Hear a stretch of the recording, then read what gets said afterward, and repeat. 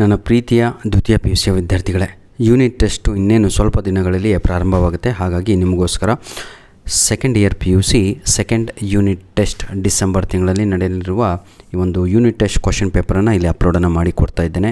100% ಈ ಒಂದು question paper ನಿಮಗೆ ಹೆಲ್ಪ್ ಆಗುತ್ತೆ.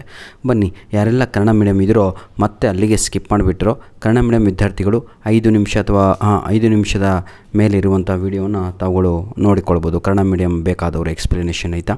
ಇಲ್ಲಿ ಮೊದಲು ಇಂಗ್ಲೀಷ್ ಮೀಡಿಯಮನ್ನು ಅಪ್ಲೋಡ್ ಮಾಡಿ ಕೊಡ್ತಾ ಇದ್ದೇನೆ. ಇದೇ ವಿಡಿಯೋದ ಮುಂದಿನ ಭಾಗ 5 ನಿಮಿಷದ ನಂತರ ಇರುವಂಥದ್ದು ಕನ್ನಡ ಮೀಡಿಯಮ್ ಆಗಿರುತ್ತೆ. ವ್ಯವಹಾರ ಅಧ್ಯಯನ. ಅರ್ಥ ಆಯಿತು ಅನಿಸುತ್ತೆ ಎಲ್ಲರಿಗೂ. Choose the correct answers. Controlling function of an organisation is dash. Right answer is forward as well as backward looking. Option 1ಕ್ಕೆ ಸರಿಯಾದ ಉತ್ತರ ಆಪ್ಷನ್ ಸಿ ಆಗಿ ಇರುತ್ತದೆ.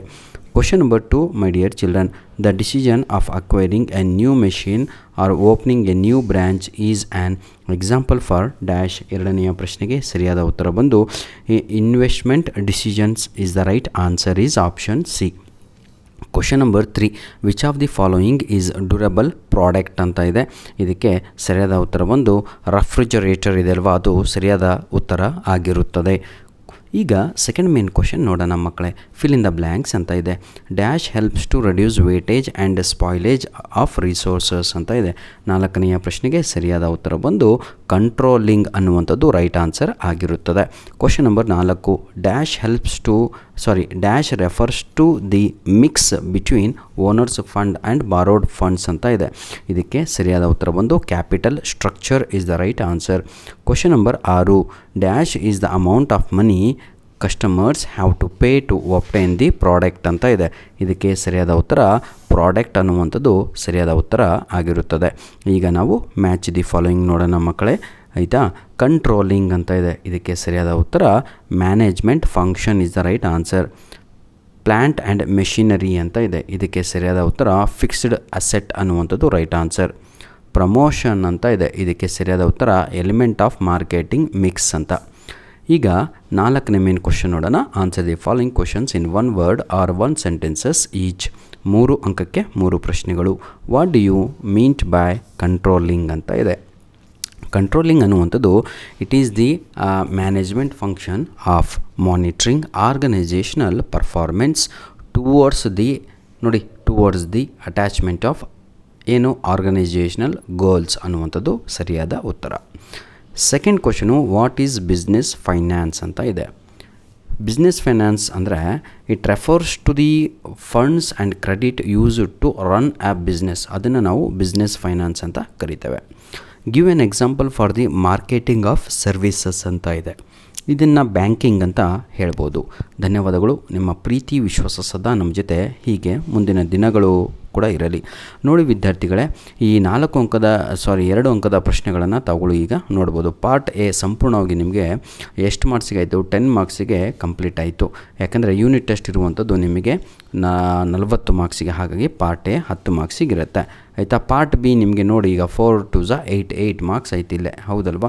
ಈ ರೀತಿಯಾಗಿ ಇಲ್ಲಿ 12 ಮಾರ್ಕ್ಸ್ ಆಯಿತು. ಎನಿ 3 ಅಂತ ಇದೆ. 4 ಅಂಕದ ಪ್ರಶ್ನೆಗಳು. 1 ಮಾರ್ಕ್ ಆಯಿತು, 2 ಮಾರ್ಕ್ ಆಯಿತು, ನಂತರದಲ್ಲಿ ನಿಮಗೆ 4 ಮಾರ್ಕ್ ಕ್ವಶನ್ಸು. ಧನ್ಯವಾದಗಳು.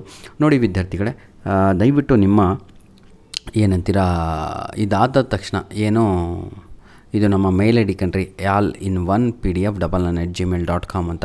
ದಯವಿಟ್ಟು ನಿಮ್ಮ ಯೂನಿಟ್ ಟೆಸ್ಟು ಆದ ತಕ್ಷಣ ನಮ್ಮ ಒಂದು ಮೇಲ್ ಐ ಡಿಗೆ ನಿಮ್ಮ ಬಳಿ ಇರುವಂತಹ ಯೂನಿಟ್ ಟೆಸ್ಟು ಘಟಕ ಪರೀಕ್ಷೆ 2ರ ಪ್ರಶ್ನೆ ಪತ್ರಿಕೆಗಳನ್ನು ಕಳುಹಿಸಿಕೊಡೋದನ್ನು ಮರೆಯಬೇಡಿ. This is our mail I D, my dear children.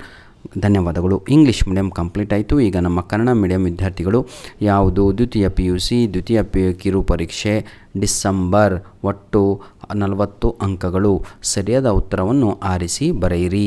ಸಂಘಟನೆಯೊಂದು ನಿಯಂತ್ರಣ ಕಾರ್ಯವು ಡ್ಯಾಶ್. ಇದಕ್ಕೆ ಸರಿಯಾದ ಉತ್ತರ ಭವಿಷ್ಯ ಮತ್ತು ಗತಿಸಿದ್ದನ್ನು ಅವಲೋಕಿಸುವುದಾಗಿದೆ. ಕ್ವಶನ್ ನಂಬರ್ 2, ಹೊಸ ಯಂತ್ರವನ್ನು ಖರೀದಿಸುವ ಅಥವಾ ಹೊಸ ಶಾಖೆಯನ್ನು ತೆರೆಯುವ ನಿರ್ಣಯವು ಡ್ಯಾಶ್ರ ಉದಾಹರಣೆಯಾಗಿದೆ. ಅದಕ್ಕೆ ಸರಿಯಾದ ಉತ್ತರ ಹೂಡಿಕೆಯ ನಿರ್ಣಯ ಆಗಿರುತ್ತದೆ. ಕ್ವಶನ್ ನಂಬರ್ 3, ಈ ಕೆಳಗಿನವುಗಳಲ್ಲಿ ಯಾವುದು ದೀರ್ಘ ಬಾಳಿಕೆ ಉತ್ಪನ್ನವಾಗಿದೆ. ಇದಕ್ಕೆ ಸರಿಯಾದ ಉತ್ತರ ದಟ್ ಈಸ್ ರೆಫ್ರಿಜರೇಟರ್. ಈ ಕೆಳಗಿನ ಬಿಟ್ಟ ಸ್ಥಳವನ್ನು ತುಂಬಿ. ಡ್ಯಾಶ್ ಅನ್ನು ಜಾರಿಗೆ ತರುವುದರಿಂದ ಸಂಪನ್ಮೂಲಗಳ ಏನಿದು ಮತ್ತು ಹಣ ಹಾಳಾಗುವಿಕೆಯನ್ನು ಕಡಿಮೆಗೊಳಿಸಬಹುದು ಅಂತ ಇದೆ. ಅಪವ್ಯಯ, ಹೌದಲ್ವಾ? 4ನೆಯ ಪ್ರಶ್ನೆಗೆ ಸರಿಯಾದ ಉತ್ತರ ಬಂದು ನಿಯಂತ್ರಿಸುವಿಕೆ ಅನ್ನುವಂಥದ್ದು ರೈಟ್ ಆನ್ಸರ್ ಆಗಿರುತ್ತದೆ. ಮಾಲೀಕರ ನಿಧಿ ಮತ್ತು ಎರವಲು ಏನಿದು ನಿಧಿಗಳ ನಡುವಿನ ಮಿಶ್ರಣವನ್ನು ಡ್ಯಾಶ್ ಎನ್ನುವರು ಅಂತ ಇದೆ. ಹೌದಲ್ವಾ? ಇದನ್ನು ಇಂಗ್ಲೀಷಲ್ಲಿ ಕ್ಯಾಪಿಟಲ್ ಸ್ಟ್ರಕ್ಚರ್ ಅಂತ ಕರಿತೀವಿ, ನೀವು ಬಂಡವಾಳ ರಚನೆ ಅಂತ ಕರಿಬೋದು. ಉತ್ಪನ್ನವನ್ನು ಹೊಂದುವುದು ಅಥವಾ ಬಳಸುವುದರ ಪ್ರಯೋಜನಕ್ಕಾಗಿ ಗ್ರಾಹಕರು ವಿನಿಮಯ ಮಾಡಿಕೊಳ್ಳುವ ಮೌಲ್ಯಗಳ ಮೊತ್ತವನ್ನು ಡ್ಯಾಶ್ ಎನ್ನುವರು ಅಂತ ಇದೆ. ಪ್ರಾಡಕ್ಟ್ ಅಂತ ಇದೆ, ಸರಕು ಅಂತ ನಾವು ಕರೆಯುತ್ತೇವೆ.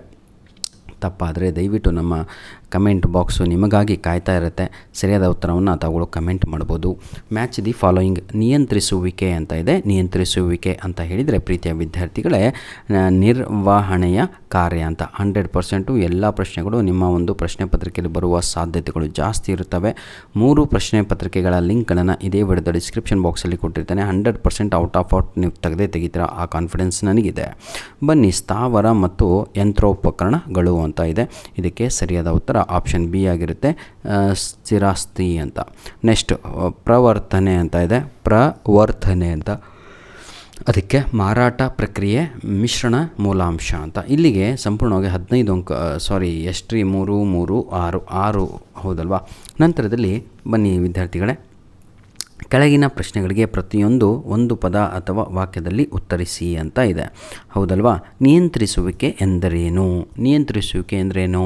ಯೋಜನೆಗಳ ಪ್ರಕಾರ ಕಾರ್ಯ ನಡೆಯುತ್ತಿದೆಯೋ ಎಂದು ಖಚಿತಪಡಿಸಿಕೊಳ್ಳುವುದನ್ನೇ ನಾವು ನಿಯಂತ್ರಿಸುವಿಕೆ ಎಂದು ಕರೆಯುತ್ತೇವೆ. ವ್ಯವಹಾರ ಹಣಕಾಸು ಎಂದರೇನು ಅಂತ 1 ಮಾರ್ಕ್ಸ್ ಕೇಳಿದ್ದಾರೆ. ವ್ಯವಹಾರದ ಅಗತ್ಯಗಳನ್ನು ಪೂರೈಸಲು ಹಣವನ್ನು ಸಂಗ್ರಹಿಸುವುದು ಮತ್ತು ಪರಿಣಾಮಕಾರಿಯಾಗಿ ಅದನ್ನು ಬಳಸುವುದನ್ನೇ ನಾವು ವ್ಯವಹಾರ ಹಣಕಾಸು ಎಂದು ಕರೆಯುತ್ತೇವೆ. ನಂತರದಲ್ಲಿ ಸೇವೆಗಳ ಮಾರಾಟಕ್ಕೆ ಒಂದು ಉದಾಹರಣೆಯನ್ನು ಕೊಡಿ ಅಂತ ಇದೆ. ಬ್ಯಾಂಕ್ಗಳ ಏನಂತೀರ ಸೇವೆಗಳು, ಬ್ಯಾಂಕಿಂಗ್ ಸೇವೆಗಳು ಅಂತ ಬರೆದ್ರೆ ಸಾಕು, 1 ಮಾರ್ಕ್ಸ್ ನಿಮಗೆ ಸಿಗುತ್ತೆ. ಮುಂದಿನ ಭಾಗದಲ್ಲಿ ಪಾರ್ಟ್ ಎ ಕಂಪ್ಲೀಟ್ ಆಯಿತು. ಇರದೇ 40 ಮಾರ್ಕ್ಸ್ ಸಿಗಲ್ವಾ? ಪಾರ್ಟ್ ಎ 9 ಮಾರ್ಕ್ಸಿಗೆ ನೀವು 1 ಅಂಕದ ಪ್ರಶ್ನೆಗಳು ಎಲ್ಲ ಮುಗೀತು. ಹೌದಲ್ವಾ? 3 MCQs, 3 fill in the blanks, 3 match the following, 3 1 ಅಂಕದ ಪ್ರಶ್ನೆಗಳು. ಈಗ ಪಾರ್ಟ್ ಬಿನಲ್ಲಿ ತಾವುಗಳು ಎಲ್ಲರೂ ಕೂಡ ಏನಂತೀರ 2 ಅಂಕದ ಪ್ರಶ್ನೆಗಳು ಇಂಪಾರ್ಟೆಂಟ್ ಆಗಿರೋದು ನೋಡ್ಕೊಳ್ಬೋದು ವಿದ್ಯಾರ್ಥಿಗಳೇ. ಇದು ನಮ್ಮ ಮೇಲ್ ಐ ಡಿ. ದಯವಿಟ್ಟು ನಿಮ್ಮ ಯೂನಿಟ್ ಟೆಸ್ಟು ಆದ ತಕ್ಷಣ ನಮ್ಮ ಮೇಲ್ ಐ ಡಿಗೆ ನಿಮ್ಮ ಬಳಿ ಇರುವಂತಹ ಏನಂತೀರ ಪ್ರಶ್ನೆ ಪತ್ರಿಕೆಗಳನ್ನು ಯೂನಿಟ್ ಟೆಸ್ಟು ಕಳಿಸಿಕೊಡಿ ಅಂತ ನಿಮ್ಮಲ್ಲಿ ಒಂದು ರಿಕ್ವೆಸ್ಟನ್ನು ಮಾಡಿಕೊಳ್ಳುತ್ತಿದ್ದೇವೆ. ಧನ್ಯವಾದಗಳು. All the best. ಏನಾದರೂ ತೊಂದರೆ ಇದ್ದಲ್ಲಿ ಅಥವಾ ಸಹಾಯ ಬೇಕಾದಲ್ಲಿ ತಾವುಗಳು ನಮ್ಮ ಮೇಲ್ ಐ ಡಿಗೆ ಧಾರಾಳವಾಗಿ ಸಂತೋಷವಾಗಿ ಮೇಲನ್ನು ಮಾಡಿ. ಧನ್ಯವಾದಗಳು.